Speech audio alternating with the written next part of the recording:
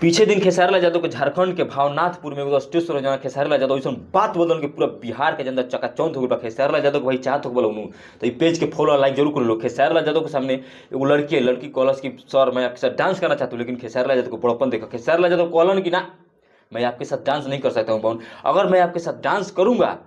तो आप बदनाम हो जाएंगे, आपके साथ बहुत गलत होगा, क्योंकि आप कभी ना कभी किसी की माँ, किसी की बहन, किसी की बेटी जरूर बनेंगी और उस समय आपका एक क्लिप वायरल होगा तो आप बहुत बहुत मतलब मुसीबत में फंस जाएंगे। खेसारी लाल यादव भाई हम बड़ाई नहीं करते, लेकिन खेसारी लाल यादव कोयले बनन तो भाई कहल जाता है। खेसारी लाल यादव इतना बढ़िया बात कर दो स्टेज शो में भैया कि क्लिप पूरा बिहार पूरा देश में वायरल होता है। खेसारी लाल भैया बाढ़ नसली मर्द बा केहू तो खेसारी लाल यादव का इसकी समझलन कि भाई अगर हम डांस करें में हमारा क्या जाता है, लेकिन खेसारी लाल यादव डांस ना कलन कहलन कि मैं आपको एक फोटो दे दूंगा, आपको पिक नहीं चाहिए, पिक ले लीजिए, लेकिन मैं आपके साथ डांस नहीं करूंगा बहन, अगर डांस करूंगा ना तो तुम्हारा लाइफ में प्रॉब्लम आ सकता है। अभी नहीं आएगा, बाद में आएगा, क्लिप वायरल होगा तो